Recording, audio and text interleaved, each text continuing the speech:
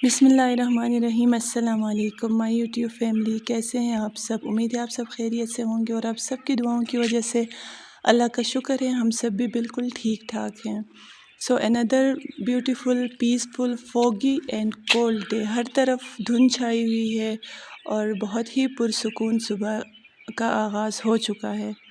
तो आज के दिन हम इंशाल्लाह आपके लिए लेके आएंगे बहुत ही क्विक स्नैक रेसिपी जो आप घर पे इजीली बना सकते हैं अपने बच्चों के लिए और ख़ुद भी इंजॉय कर सकते हैं, और अगर मेहमान भी आएँ तो वो बहुत ही आसान और जल्दी बन जाने वाली रेसिपी है। इसके अलावा थोड़ी बहुत ख़रीदारी भी करनी थी, तो इसके लिए आज हम जाएंगे मार्केट। आप लोग मार्केट घूम लीजिएगा और मैं अपनी थोड़ी बहुत शॉपिंग कर लूँगी घर की, और अयान की भी कुछ चीज़ें लेनी थी। तो होपफुली आज धूप निकलेगी, मौसम साफ़ होगा लग तो रहा है, तो इसीलिए हमने डिसाइड किया कि आज हम जाएंगे मार्केट, क्योंकि काफ़ी दिनों से गए नहीं थे। तो ये दो जनाब सुबह जल्दी उठ गए थे मेरे साथ, और बड़ी मुश्किल से अभी मैंने इनको 11 बजे का टाइम है तो सुलाया है, ताकि मैं अपने घर के काम ख़त्म करूं, क्योंकि जब तक ये दोनों सोते नहीं हैं तो घर के काम पूरे नहीं होते। सुबह की सफाई हो गई थी उठने के बाद, उसके बाद फिर ये हशर करके दोनों अभी आराम फरमा रहे हैं। तो सारी चीज़ें नीचे बिखरी पड़ी हैं, तो अभी ये सारा कुछ छोड़ के पहले मैं जाऊंगी किचन की तरफ, क्योंकि सुबह के बर्तन भी मेरे पड़े हुए हैं। ये दोनों जब तक सोते नहीं हैं तो कोई काम मेरा नहीं हो सकता, पॉसिबल ही नहीं है। तो अभी मैंने फ़ैसला किया कि पहले मैं बर्तन धोऊंगी, उसके बाद आके सफाई करूंगी। तो ये पड़े हुए सुबह के ढेर सारे बर्तन, तो इनको वॉश करने के बाद फिर मैंने आके की है सारी सफाई कमरे की। और सफाई करने के बाद अभी अयान के भी आने का टाइम हो गया है, तो अयान भी आ गए हैं ट्यूशन से होमवर्क वगैरह करके। तो अभी सब उठ गए थे दोनों, तो उनको चाहिए था कुछ खाने के लिए, तो वही जो मैंने आपको कहा था कि आज स्नैक रेसिपी मैं आप लोगों के साथ शेयर करूंगी, तो यही है वो बिल्कुल आसान और जल्दी बन जाने वाली रेसिपी, जिनको हम कहते हैं नमक पारे। बहुत ही मज़ेदार भी होते हैं, वैसे बेवक्त की भूख मिटाने के लिए तो ज़बरदस्त हैं। इसमें आप डालेंगे, हमने 1 कप मैदा लिया है, मैदे में हस्बे ज़ायक़ा नमक, और नमक के साथ 1 खाने के चम्मच तेल शामिल करेंगे। करने के बाद आटे को और ऑयल को अच्छी तरह से हम इसकी मिक्सिंग करेंगे। बिल्कुल आप देख सकते हैं जिस तरह से मैं कर रही हूँ सेम प्रोसीजर करना है। उसके बाद इसका हम बनाएंगे आटा। आटा ना बहुत ही सख्त बनाना है और ना बहुत ही नरम, नॉर्मल आटा इसका गूंदना। आटे को अच्छी तरह से गूंदने के बाद हम चेक करेंगे कि ये सही बना है कि नहीं। इसके लिए हम इसका पहले पेड़ा बना के देखेंगे। अगर इसमें गुठलियाँ हैं तो ये देखें गुठलियाँ हैं तो इसका मतलब ये सही नहीं बना, तो इसको दोबारा से नीट करने की ज़रूरत है। अब हम इसको दोबारा से नीट कर रहे हैं। नीट करने के बाद फिर हम इसको चेक करेंगे, और चेक करने के बाद हमें लगा कि अगर सही है तो फिर हम इसको, अब देखें ये बिल्कुल परफेक्टली हो गया है आटा। इसको हम रखेंगे थोड़ी देर कवर करके सेट होने के लिए 5 मिनट। 5 मिनट ये सेट होने के बाद इसको निकाल के हम बेलेंगे, और एक बड़ी सी रोटी बना के फिर इसको हम जो है ना स्ट्रिप्स शेप्स में काटेंगे। तो यहाँ पे हम इसकी कटिंग कर रहे हैं, और जैसे कि आप देख सकते हैं मैं स्ट्रिप्स शेप्स में इसको काट रही हूँ, और इसकी चौड़ाई तकरीबन आधा इंच होना चाहिए।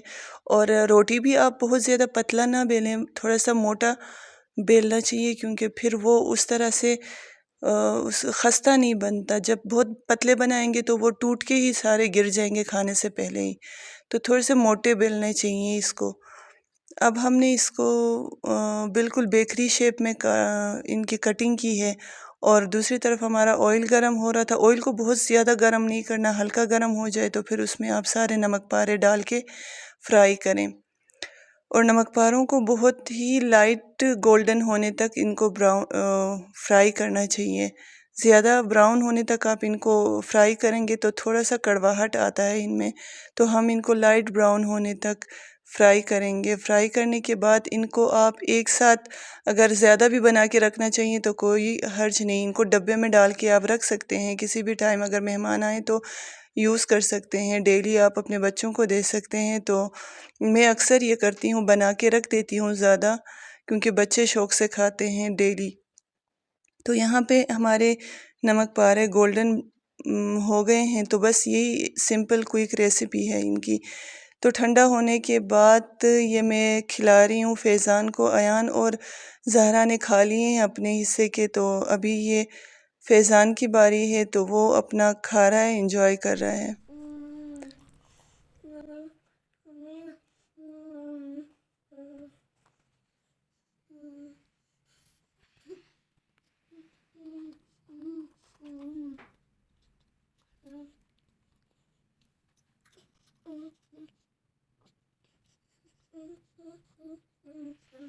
तकरीबन 4 बजे का टाइम था, हम लोग निकल गए मार्केट।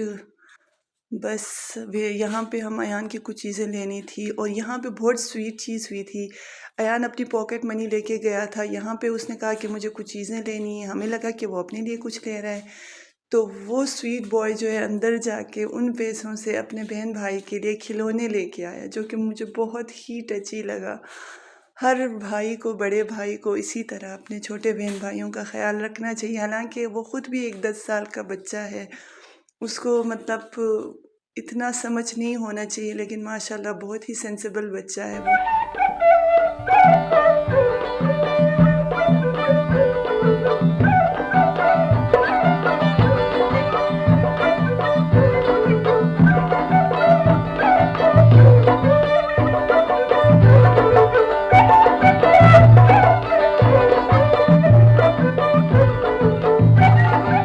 जी जनाब, ये हम आके खड़े हो गए कश्मीर बेकरी के आगे।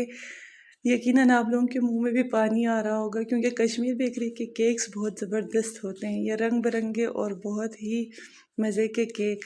अयान फिर से अंदर स्वीट्स लेने गया है और कंफ्यूज है कि क्या लें क्या ना लें, और इस तरह फाइनली वो निकल आया है कुछ चीज़ें लेके अपने लिए मेरे ख्याल से।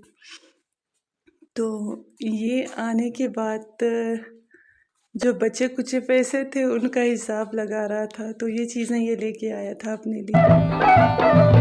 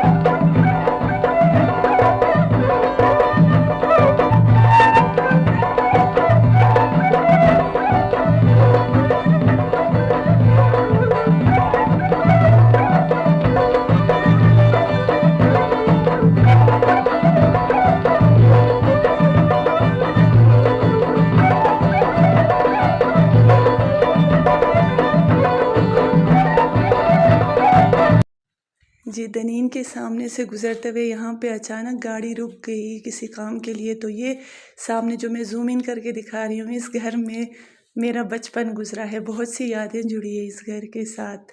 तो बहुत नॉस्टैल्जिक फीलिंग आ रही थी, तो मैंने सोचा आप लोगों के साथ शेयर करूँ। मेरी ज़िंदगी का सबसे खूबसूरत हिस्सा इस कॉलोनी में, इस घर में गुज़रा है।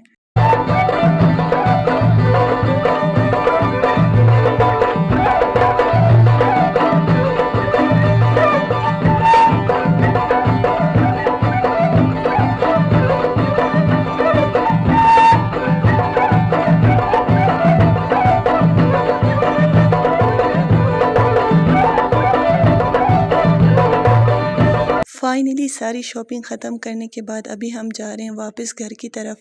तो सामने आप देख सकते हैं I love Chitral, literally I love Chitral.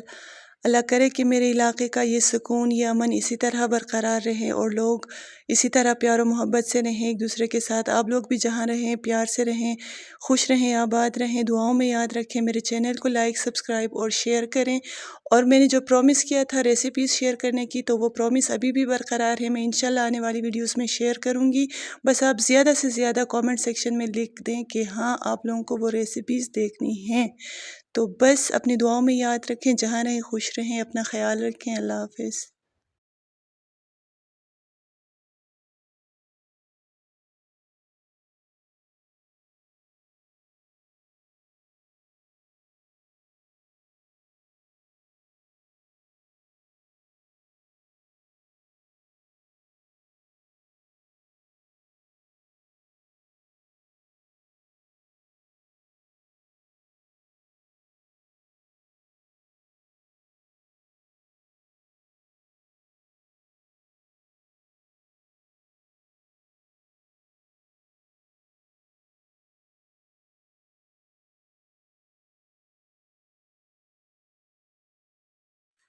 तो आई लव चित्राल, माशाल्लाह अल्हम्दुलिल्लाह। अल्लाह ताला मेरे चित्राल को इसी तरह आबाद और खुश रखे और इसी तरह खूबसूरती से भरपूर रखे।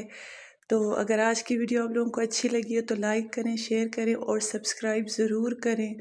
और जहाँ भी रहें खुश रहें, आबाद रहें, अपने घर वालों के साथ, अहले खाना के साथ प्यार बांटिए और हमेशा एक दूसरे का साथ दीजिए हर मुश्किल वक्त में, हर तकलीफ़ और परेशानी के वक्त में। दुआओं में याद रखिए। अल्लाह हाफ़िज़।